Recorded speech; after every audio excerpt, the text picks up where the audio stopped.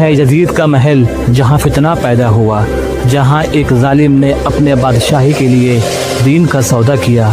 एक ऐसा नाम जो तारीख में रुसवा हो गया। सन 61 हिजरी, शाम का बाजार जहाँ लोग रोज़मर्रा की चीज़ें खरीदने में मसरूफ़ हैं।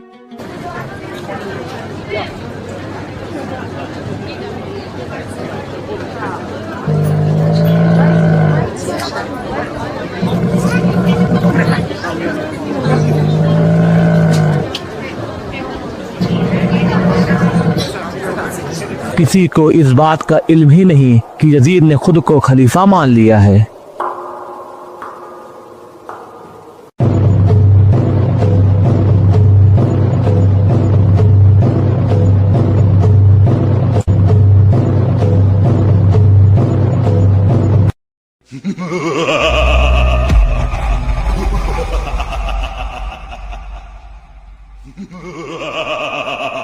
यजीद ने अपने नुमाइंदे को ये हुक्म दिया कि जाओ जाकर मेरा पैगाम शाम के बाजारों में सुना दो। कूफा से लेकर मशरिक और मगरिब तक मेरा फरमान सुना दो कि मैं यजीद तुम्हारा अमीरुल मोमिनीन हूँ।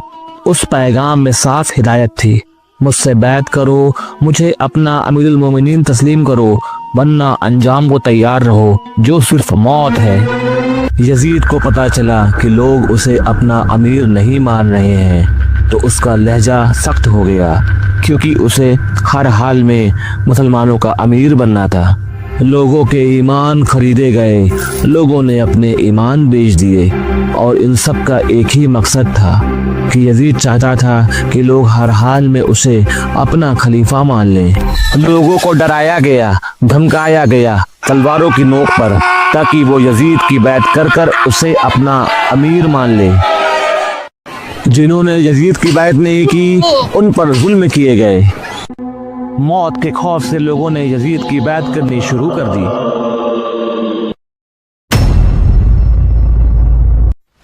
यजीद के तख्त पर बैठते ही उसने अपना असली रंग दिखाना शुरू कर दिया। दीन मोहम्मद को बदनाम करने लगा, उसमें नई नई तब्दीली करने लगा। जुआ जो हराम था, अब यजीद के दौर में उसको हलाल कर दिया गया। इस्लाम में जो हराम था, अब बनु उमैया के दौर में उसको हलाल कर दिया गया। शराब के मैखाने खोल दिए गए, अब शराब सब पर हलाल है।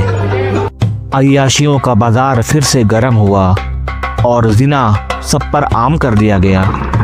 यजीद हर हाल में इमाम हुसैन की बैत चाहता था ताकि उसके हराइब छुप जाएं। लिहाजा उसने वलीद बिन उतबा जो मदीने का गवर्नर था, उसको पैगाम भिजवाया कि वो हर हाल में इमाम हुसैन की बैत ले, वरना उनको कत्ल कर दे।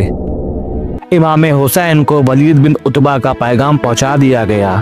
रात में इमाम हुसैन ने जाकर वलीद बिन उतबा से मुलाकात की।